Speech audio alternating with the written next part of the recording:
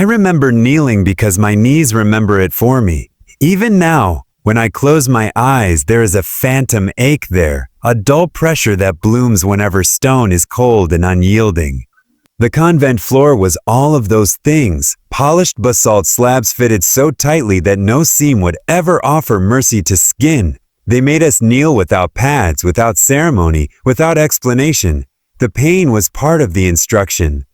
It told us, before any words were spoken, that comfort had already been classified as contraband. Incense burned in braziers shaped like fluted censers, each stamped with sigils of approval and dates of consecration. The smoke was thick, oily, and wrong somehow, sweet with chemical preservatives, sharp with sanctified resins shipped from manufactoria I would never see. I breathed it in because I was told to breathe it in. It clawed at my lungs and left a copper taste at the back of my tongue. Later, I would learn that even the incense had a quota, that its burn rate was logged, that its purpose was as much to test endurance as to honor the divine. At the time, I only knew that every breath hurt, and that this hurt was being watched. There were scribes behind us.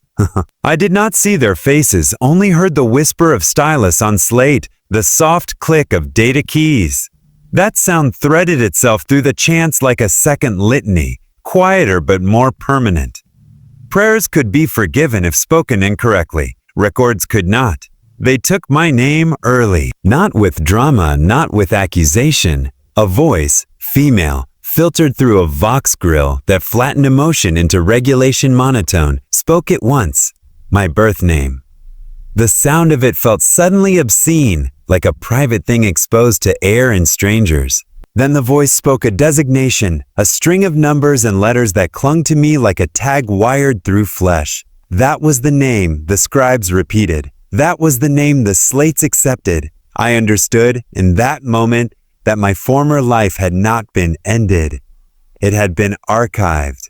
The vows came after, not as a speech, not as a rousing call to righteousness, but as a sequence. Kneel, inhale, speak when prompted, silence when not. Each oath was short, precise, and absolute. There was no room for interpretation, no poetry to hide in. Obedience, purity, endurance, sacrifice. Each word struck deeper than the incense smoke branded somewhere behind the eyes. I spoke them all clearly. I was proud of that. My voice did not waver.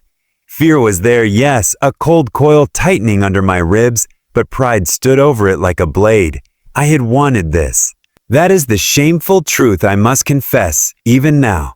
I had watched the processions pass through my Hab sector years before, robed figures in disciplined ranks, armor gleaming beneath devotional script.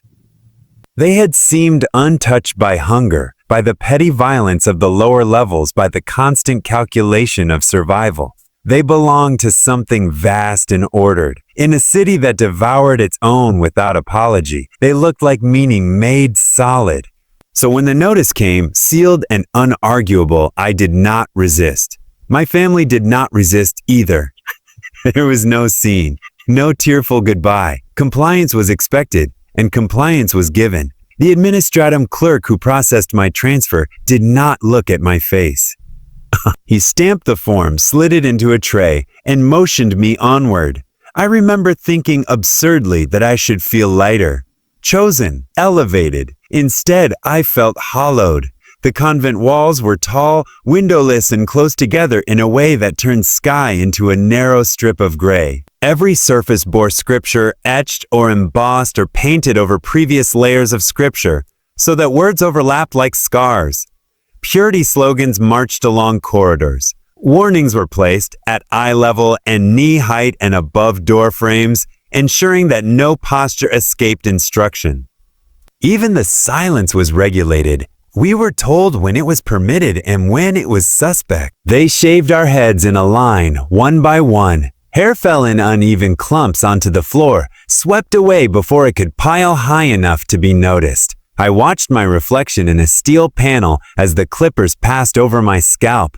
The person staring back at me looked smaller somehow, stripped of context. The attendant did not meet my eyes.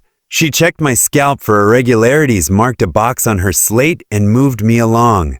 Another transaction completed. Clothing was issued next. Robes plain and heavy, the fabric stiff with treatment. They smelled faintly of oil and ash. Sizes were approximate. Fit was irrelevant. We were told the discomfort would teach us humility. I believed that then. Belief was still an untested muscle eager to please. At night in the dormitories, I lay awake listening to breathing. Rows of us aligned with the precision of inventory. Some cried quietly, smothering sound into blankets. Others whispered prayers they had learned as children, altered slightly now to fit the approved phrasing. I did neither. I stared at the ceiling and repeated the oaths in my head, as if memorization might anchor me. There was no ceremony marking the point of no return. No door slammed shut behind us. No declaration that our pasts were void. Instead, it happened incrementally in omissions. No letters sent or received. No questions answered about home. When one of us asked tentatively whether contact was permitted, the response was a look, flat and assessing, followed by a notation. The question was not answered because it did not need to be. The absence of an answer was instruction enough. Days blurred into a rhythm of bells and commands. Wake, pray, eat, kneel, pray again. The food was nutritionally sufficient and spiritually bland, eaten in silence beneath murals depicting idealized martyrdom. Faces serene even as bodies burned. I studied those faces, trying to understand how serenity was achieved. Was it faith? Or was it simply the artist's interpretation, approved and corrected until suffering looked tidy? Once, during a prolonged kneeling session, my legs went numb. Pins and needles crawled up from my feet, then receded into nothing. Panic flared, brief and animal. I shifted my weight without permission. The correction came immediately, a sharp strike across my shoulders, delivered with mechanical efficiency. Pain flared white-hot, then settled into a throb. I bit down on a cry and tasted blood. Pride surged, misplaced and fierce. I had endured. The scribe's stylus scratched faster for a moment, then resumed its steady pace. That was when I began to understand that everything here was measured. Not just performance, but reaction. How quickly we recovered from pain. How deeply we bowed. How long our gaze lingered where it should not. Even fear had acceptable parameters. Too much invited scrutiny. Too little invited suspicion. The chapels were the only places where sound was permitted to swell. Chants echoed off vaulted ceilings, layered voices merging into something that felt almost alive. I lost myself in those moments, let the vibration fill my chest until individual thought dissolved. It was a relief, briefly, to be part of a sound larger than myself. To not have to choose anything. Yet even there in the supposed sanctuary there were watchers. Their skulls drifted near the rafters, lenses glowing faintly. They recorded posture, volume, synchronization, devotion quantified. I remember the day the ledger was brought out. It took 4 novices to carry, bound in metal corners, its pages thick and yellowed. It was placed on a lectern before us, and we were instructed to step forward one at a time. Each of us pressed a thumb to an ink pad, then to the page beside our designation, compliance recorded. The ink was cold. It stained my skin for days, a mark that no amount of scrubbing removed. I found myself staring at it during prayers as if it were a wound. There was a moment, small, treacherous, when I wondered what would happen if I refused. If I simply stood there, thumb clean, silent. The thought terrified me more than any punishment I could imagine. That fear told me everything I needed to know about who I was becoming. I pressed my thumb to the page. That night, pride returned with a vengeance. I told myself I had been strong, chosen, that I had stepped willingly into a role that demanded everything because it was worthy of everything. The fear that coiled beneath that pride was acknowledged only to be dismissed.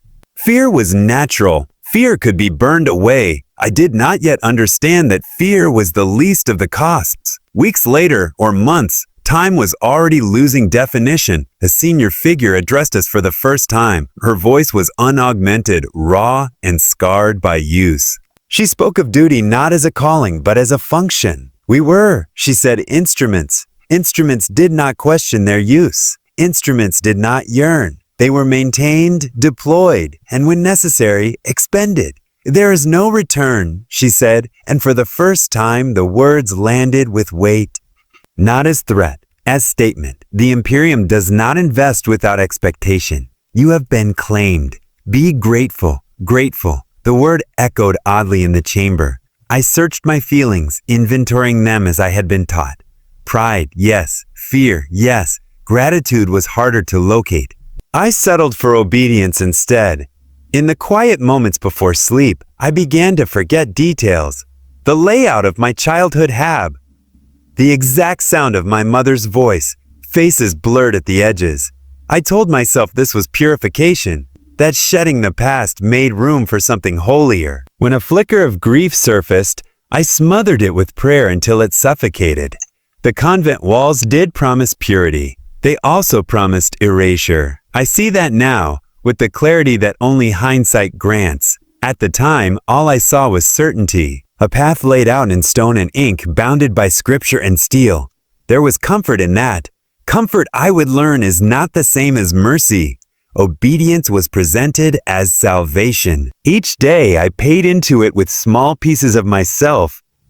Curiosity, softness, memory, trusting that the ledger would balance in the end. I did not yet know that the cost would continue to compound, interest accruing in blood and silence, until there was nothing left to surrender but the self that obedience had constructed. Kneeling on that cold stone, lungs burning, thumb stained with ink, I believed I was becoming something greater. I did not understand that I was being reduced to something usable. If there was a moment when I could have turned back, it passed unnoticed, unmarked by bell or stamp. By the time I felt its absence, it was already too late. Training did not begin with instruction. It began with subtraction. They stripped away sleep first. Not entirely, never so crude, but in measured reductions. Bells rang earlier, lights cut later, rest periods shortened by minutes that accumulated like compound interest. We learned quickly that exhaustion was not a side effect. It was the medium through which all other lessons would be delivered. Our days became a sequence of quotas, steps marched, prayers recited, pushes, lifts, holds, kneels, each assigned a number, each number tracked. The convent no longer felt like a place of worship, but a vast engine, and we were raw components fed into its turning teeth. Every failure slowed the machine. Every hesitation was friction. Friction was punished. Bruises bloomed beneath our robes in dark constellations. No one commented on them. Pain was expected to be silent, efficient, and temporary. If it lingered too long, that was noted as a deficiency. I learned to move with it, to fold it into my posture, until it felt like part of my skeleton. There was pride in that too, bitter and private. I measured myself not against comfort, but against collapse. Prayer was woven through everything, not as refuge, but as reinforcement. We chanted while running laps through stone corridors, breath tearing at our throats. We recited litanies while holding weighted positions until muscles trembled uncontrollably. When voices cracked, when blood spotted the floor from bitten tongues, the drill mistresses nodded. Faith, they taught us, must function under stress or it was ornamental. The drill mistresses were relentless, but not cruel in the way I had once imagined cruelty. There was no shouting for its own sake, no indulgence in rage. Their corrections were precise, delivered with the same tone one might use to adjust a machine out of calibration. Pain was not punishment. It was feedback. One of them, tall, broad-shouldered, her face a map of old scars, paced behind us as we knelt in formation, rifles laid across our palms. "Your bodies are liabilities," she said calmly. "They tire, they fear, they fail. We are here to teach you how to override those flaws." Override. The word lodged in my mind. Weapons training began before we were permitted to touch armor. The rifles were heavier than I expected, their weight dragging at my shoulders. Their machine oil sent sharp and invasive. Each weapon was issued temporarily, signed out and signed back in at the end of the session. They were not ours. Nothing was. We learned disassembly by touch, blindfolded, fingers numb with cold. Any dropped component earned immediate correction. Any delay was recorded. The drill mistresses spoke in numbers, seconds, angles, distances. Faith had a geometry I had never known before. Live fire came later in controlled bursts. The recoil slammed into my bones, reverberating up my arms and into my teeth. The first time I fired, my shot went wide. Not dangerously so, but enough. The correction was immediate and sharp, a strike across the back of my knee that sent me sprawling. I was hauled up before the dust settled. Again, the drill mistress said. I fired again. This time the shot landed where it was meant to. Approval was not voiced. Approval was the absence of correction. The marching drills consumed hours, then days. We marched until our feet blistered, until blood soaked into the boots we had been issued and were forbidden to replace until scheduled. We learned to keep pace no matter the terrain, no matter the fatigue gnawing at our joints. Anyone who faltered was dragged back into line, not out of kindness but efficiency. A broken formation was unacceptable. It was during these drills that armor was first introduced, not worn, but displayed. They brought us into a vaulted chamber where racks of plates stood in ordered rows, each piece stamped with identification marks and devotional script. The armor was beautiful in a severe way, edges worn smooth by generations of use. I felt a thrill then, sharp and almost joyous. This was what I had imagined, steel sanctified by service. The illusion did not last. The armor was measured against us like coffins. We stood barefoot on marked tiles while attendants circled us with calipers and slates. No adjustments were made to suit comfort or preference. The armor sizes were fixed. We were expected to conform. Each plate was logged before it ever touched my skin. Serial numbers, maintenance histories, prior wearers, everything recorded. I found myself wondering about the bodies that had filled this armor before me, where they had fallen, whether their blood still stained the inner surfaces, clean but never truly erased. When at last I was permitted to don it, the weight drove the breath from my lungs. Plates settled against my shoulders, my chest, my thighs. Straps bit into flesh. The robe beneath twisted and bunched chafing skin already tender from weeks of punishment. I stood rigid, terrified of shifting incorrectly. Do not romanticize it, a drill mistress said, watching my expression. This is not protection. This is obligation made visible. Moving in armor was a lesson in humility. Every step required intention. Every turn lagged a fraction of a second behind thought. We drilled endlessly, standing, kneeling, rising, firing, reloading, all under load. Mistakes multiplied under the weight. Corrections multiplied with them. Love, if such a word could be used, was expressed only through pain. When a drill mistress corrected you personally, when her attention lingered, it meant you were worth the effort. Those ignored were those already written off. I learned to crave that attention, to stand straighter under it, to accept the blows as confirmation of value. At night, we tended our bruises in silence, binding joints with rough cloth, whispering prayers through clenched teeth. There was camaraderie of a sort, but it was brittle. A sort, but it was brittle. We did not speak of doubt. We did not speak of exhaustion. To do so would be to invite scrutiny, and scrutiny was a predator. Faith changed during those weeks. It lost its softness, its private warmth. It became rigid, procedural. A sequence of words and gestures performed correctly under pressure. When I prayed now, it was not for comfort or guidance. It was to maintain function, to keep fear from disrupting my breathing, to keep pain from breaking my focus. They taught us chance time to firing rhythms, hymns matched to marching cadence, beliefs synchronized with violence. The first time I realized what was happening, a chill ran through me despite the exertion. Faith was no longer something I held. It was something applied to me, like pressure. One novice collapsed during drills, her legs giving out without warning. She hit the stone-hard armor ringing like a struck bell. For a moment, everything froze. Then the drill mistress gestured, and 2 attendants dragged the fallen body away. Drills resumed immediately. No name was spoken. No prayer offered. Later, we learned she had been reassigned and reassigned. The word covered everything from remedial training to servitude to disposal. Speculation was discouraged. The lesson was clear enough. I began to dream of marching, endless corridors, boots striking in perfect unison, chants echoing without source. I would wake with my jaw clenched, muscles aching as if I had never rested at all. The bell would ring, and there would be no transition between dream and duty. There was a moment, small, almost imperceptible, when I realized I was no longer counting days. Time had become irrelevant. There was only the next drill, the next correction, the next quota to meet. The future narrowed to a point directly ahead of me, bright and merciless. Armor inspections were conducted weekly.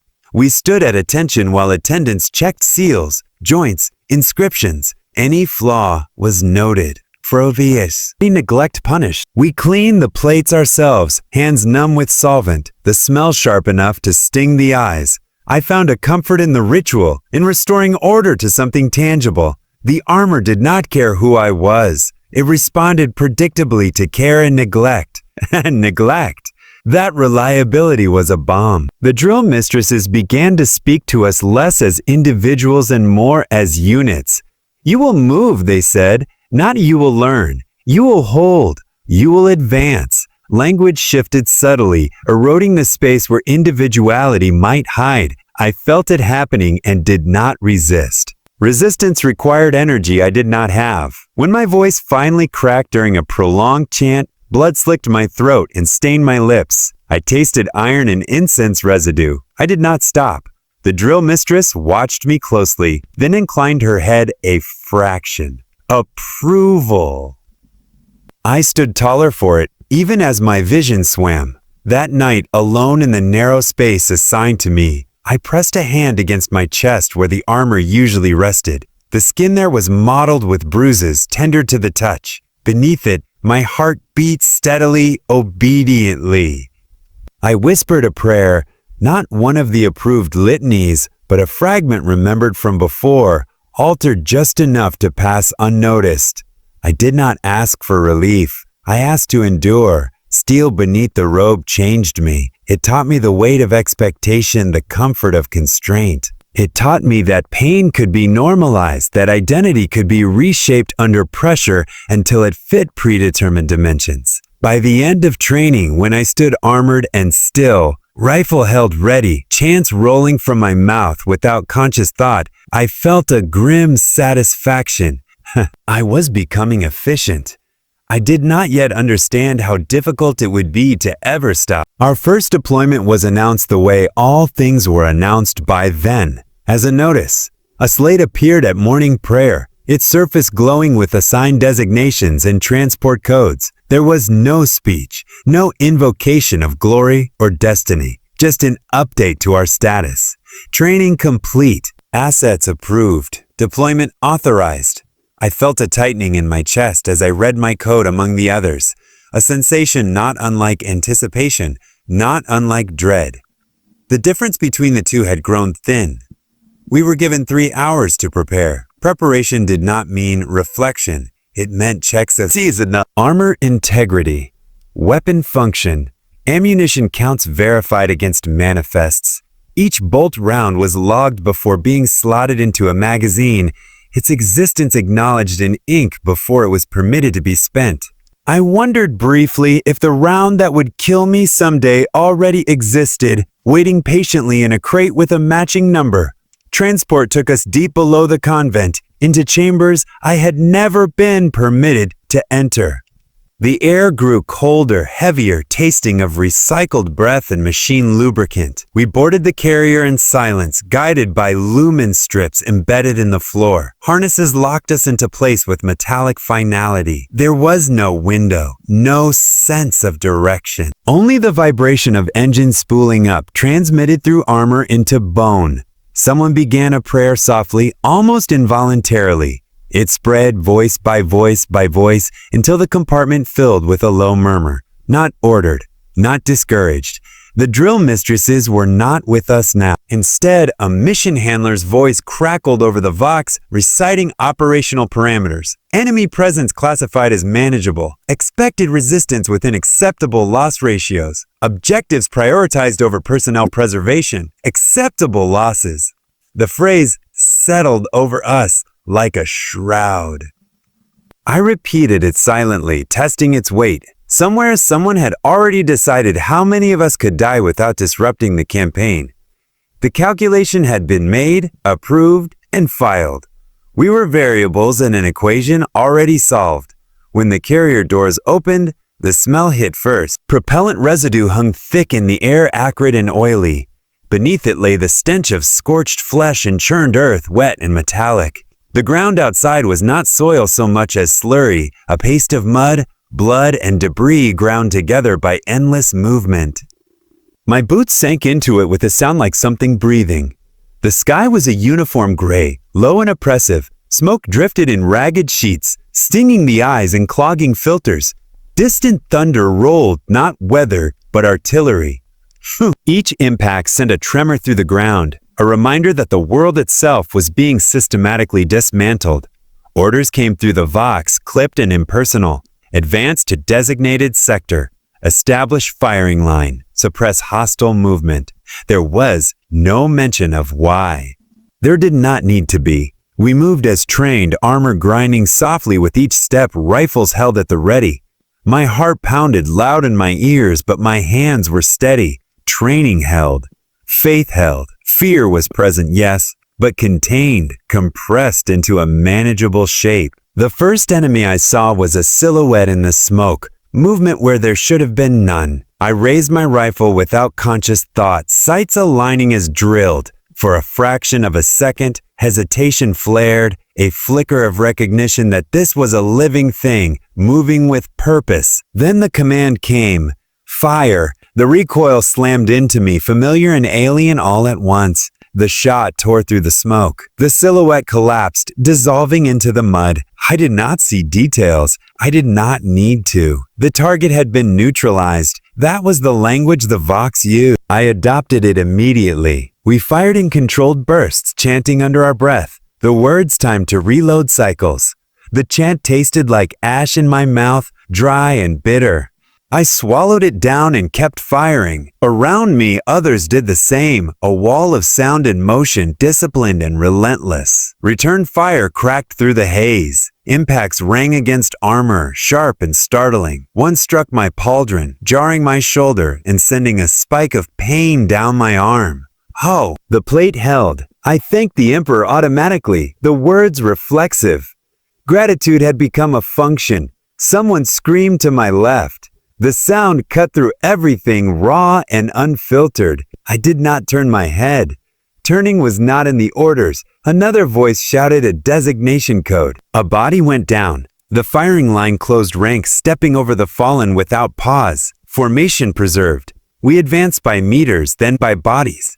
The ground became more treacherous as we moved, littered with debris and the remains of the dead. I slipped once, catching myself on a rifle butt planted into the muck. Correction flared through me, anticipation of punishment, but none came. There was no one to punish us here, only the enemy, only survival. Between volleys and the brief lulls when smoke thickened and sound dulled, I whispered prayers, not loudly, not for effect. Just enough to anchor myself. The words felt brittle, fragile under the weight of what was happening. I clung to them anyway. At some point, I realized I had killed more than once. The realization came without emotion, a simple fact noted and filed. I did not count. Counting was not my role. That would be done later by others in safer places. The battle blurred into a sequence of sensations, the constant concussion of gunfire, the vibration of armor under impact, the taste of blood where I had bitten my tongue again. Time stretched and contracted unpredictably. Minutes felt like hours. Hours vanished entirely. When the order to cease fire finally came, it felt unreal. My finger remained on the trigger for a heartbeat too long before I consciously relaxed it. The sudden quiet was oppressive, heavier than the noise had been. My ears rang. The smoke began to thin, revealing the aftermath in stark detail. Forsyth. Bodies lay scattered across the churned ground, some armored like us, others not. Friend and enemy were distinguished only by markings and the direction they had been facing. I stared at one corpse, unarmored, face turned toward the sky, eyes open and glassy. Mud had filled the mouth. For a moment I wondered what they had believed in. The thought felt dangerous. I crushed it beneath a memorized catechism. We were ordered to hold position. Medici teams moved through the lines, efficient and detached.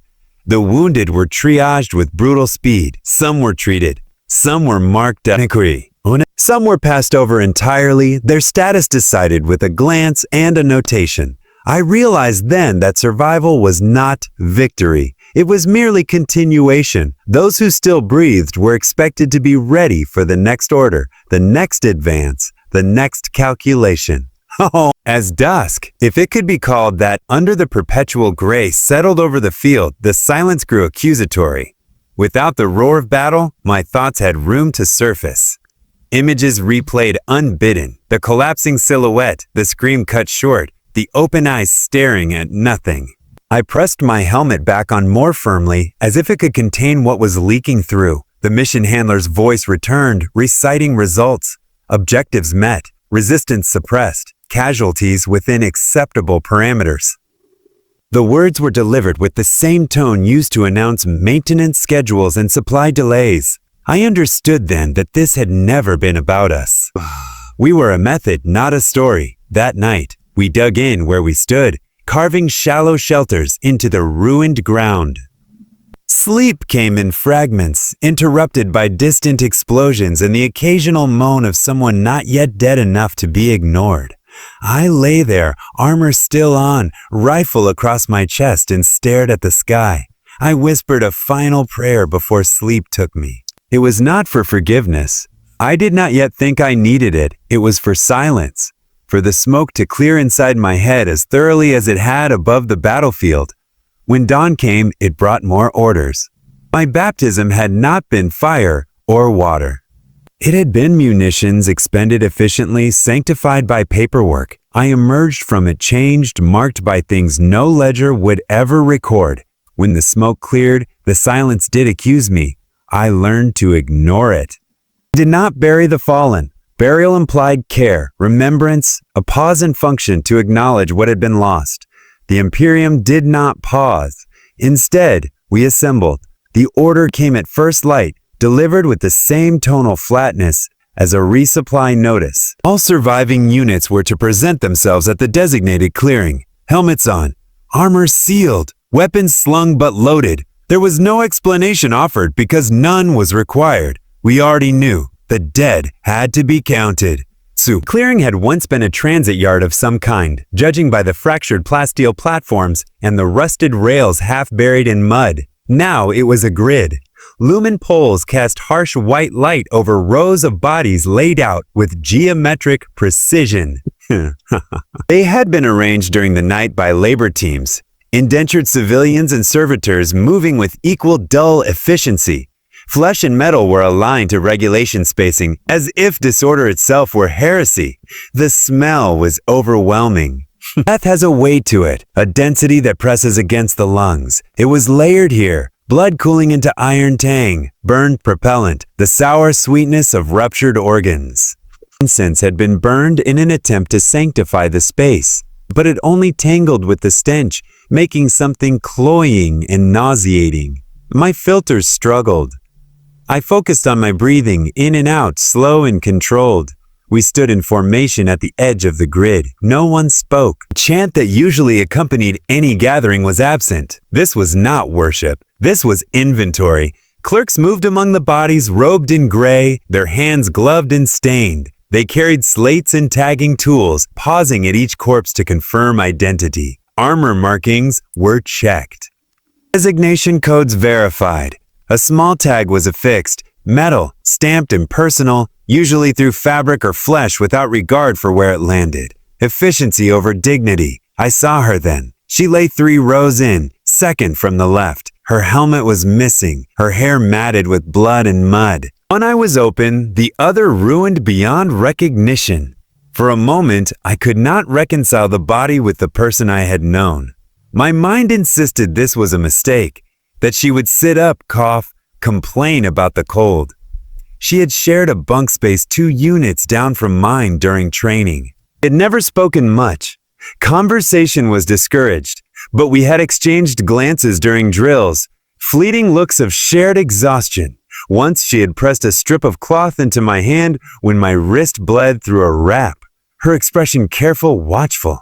No words, just a small act of solidarity quickly hidden. Her designation was read aloud by a clerk, voice monotone. The number echoed faintly in the clearing, then was repeated as it was entered into the slate. Status, deceased. Deceased, cause, hostile fire. Her body was shifted slightly to allow access to the next. Something in my chest tightened painfully. My hands curled into fists inside my gauntlets. I did not move otherwise. Movement was not permitted. We were instructed to watch. This was part of the process, they told us. Exposure, acceptance. The reality of service made manifest. Looking away would have been noted. I forced myself to keep my gaze forward, to absorb the grid of broken bodies as data rather than people. It did not entirely work. After identification came tallying. Totals were announced at regular intervals, numbers climbing with each row completed. Losses categorized by unit, by function, by replaceability. I heard my own unit code spoken, followed by a number. Smaller than it could have been, larger than I wanted it to be. Then came the signatures. We were called forward in groups, stepping carefully between the rows. Mud clung to my boots, heavy and resistant. I avoided looking down, then realized avoidance itself was a choice. I corrected it, forced my eyes to register what lay beneath my feet. Faces slack with death, hands frozen in half-finished gestures. Armor split open, flesh exposed and ruined. At the clerk's table, I was handed a slate. The surface displayed my designation, status, active. Beneath it, a block of text, acknowledgement of survival, confirmation of readiness, agreement to redeployment when ordered. My stylus hovered for a fraction of a second. I thought of the girl with the blood-matted hair. I thought of how arbitrary the difference between us felt. Then I signed. The slate chirped softly, confirmation recorded. The clerk nodded once and gestured me onward. Transaction complete. Behind us, the bodies were already being prepared for the next stage. Those deemed suitable for reclamation were separated. Armor stripped, components salvaged. Flesh followed different protocols depending on condition and doctrine. Some would be burned immediately. Others would be rendered down later. All of it was documented. Fire pits were dug at the far end of the clearing, large rectangular trenches lined with heat-resistant plating. Bodies were carried 2 at a time, tossed in with mechanical indifference. Promethium was poured. A blessing was recited, not individualized but collective, a single prayer meant to cover all souls present. Then the pits were ignited. Flames roared upward, black smoke twisting into the sky. The heat was intense even at a distance, searing exposed skin. I watched the fire consume armor and flesh alike, watched plates warp and collapse as the bodies within were reduced to ash. Somewhere in that inferno, the girl I had known was being unmade entirely. I told myself this was mercy, that fire was purifying, that the Emperor received their souls whole, unburdened by what remained. The words felt thin, inadequate, but I repeated them anyway. Repetition had power, if not truth. That night, sleep did not come easily. When it did, it brought dreams thick with faces. They crowded close, mouths open as if to speak, but no sound emerged. I woke with my heart racing, sweat pooling inside my armor. For a moment, disorientation gripped me. I expected to see stone walls, the familiar lines of the convent. Instead, there was only the makeshift shelter, the ruined landscape beyond. I rose and went to the edge of the encampment where the fire still smoldered. Ash drifted on the air, settling on armor and ground alike. I brushed some from my gauntlet and watched it smear into gray streaks. This, I thought, is what remains. The next morning, we were issued replacements. Not people, at least not yet, but equipment. Armor salvaged from the dead, cleaned and reissued. Rifles recalibrated. Ammunition replenished. The loss reports had already been processed, forwarded up the chain. Requests for new personnel would be filled in time. The machine compensated automatically. We did not speak of the fallen among ourselves, not openly. Names were dangerous. Names created attachments, and attachments complicated accounting. Instead, their absence became a quiet pressure felt in the spacing of bunks, the altered cadence of formations. I carried their faces with me anyway, unbidden. They surfaced in reflective surfaces in the brief pauses between orders. I learned to push them down, to compartmentalize. Survival required it. The Emperor had received their souls. That was the official position, recorded and affirmed. I told myself it was true. I needed it to be true. Because if all that remained of them was ash and numbers on a slate, then what ultimately would remain of me? The shrine world announced itself long before we saw it. Static bled into the Vox channels as we made planetfall, prayers warping into distorted echoes beneath the interference. Auspec's readings spiked and fell without pattern. The air itself seemed reluctant to carry signal cleanly, as if the atmosphere resented being measured. When the transport finally broke through the cloud cover, what lay below was not devastation, not at first glance. It was beautiful. Sprawling cathedra crowned the landscape, their spires rising like frozen flames of gold and marble. Processional roads cut deliberate lines through manicured districts, each one terminating in a monument or reliquary. Sunlight, actual sunlight, rare and unfiltered, glinted off polished stone and gilded icons. For a moment, the sight struck me dumb. This, I thought, is what faith looks like when it is rewarded. The illusion lasted until we disembarked. Up close, the beauty cracked. Soot stained the lower walls of the shrines. Devotional banners hung torn and smoke-blackened.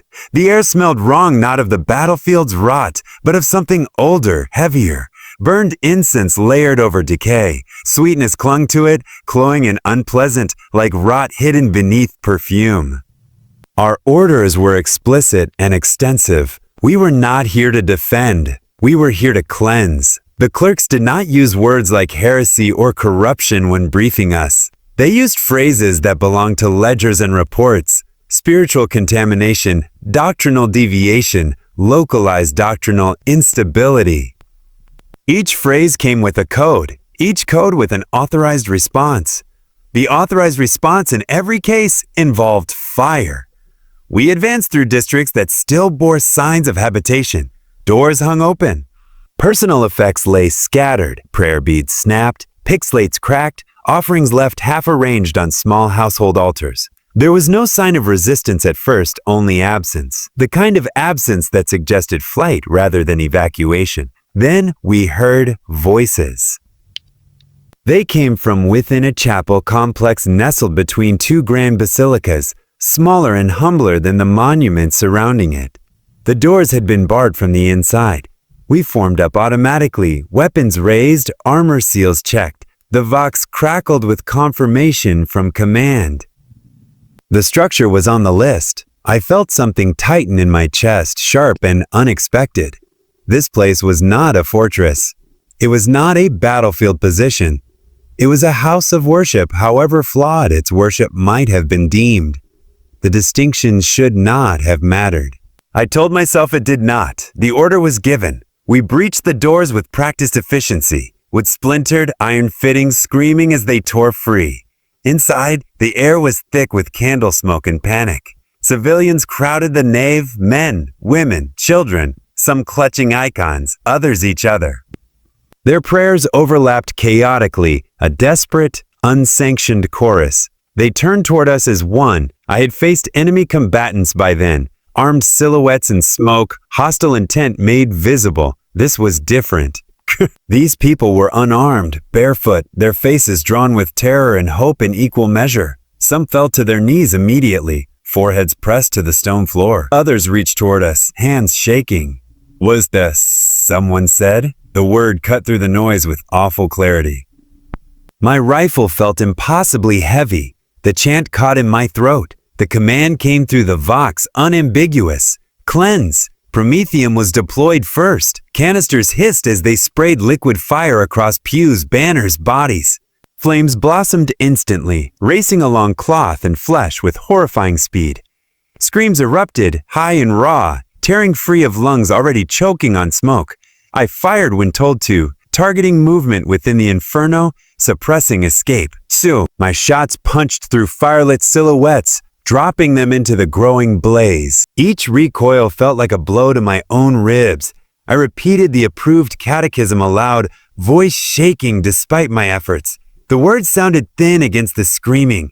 Icons melted on the walls, faces of saints warping into grotesque parodies as gold ran like tears.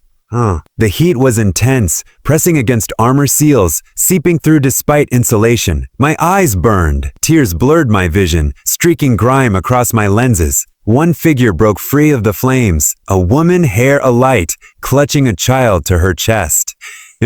She stumbled toward us, mouth open in a soundless cry. For a heartbeat, no one fired. The moment stretched unbearable. Then a shot rang out. She fell forward, momentum carrying her a step closer before she collapsed. The child slipped from her arms, landing hard on the stone. Fire claimed them, both finds alvis and chantrashas. Otizia. Something inside me fractured then, clean and sharp. Not enough to stop me, not enough to make me disobey, just enough to change the sound of my prayers. When it was over, the chapel was a charred shell. The fire had burned hot and fast, leaving blackened walls and smoldering heaps where people had been. The smell was indescribable. Burned flesh, melted stone, sanctified oils turned rancid. I stood amid the ruin, rifle lowered, hands trembling. There was no pause for reflection. There never was. We moved on to the next site and the next. Shrine after shrine, each one flagged by clerks far removed from the heat and screams. Sometimes resistance manifested, armed zealots, convinced of their own righteousness, firing wildly from behind altars. Those encounters were easier, in a way. Violence meeting violence fit the shape I had learned.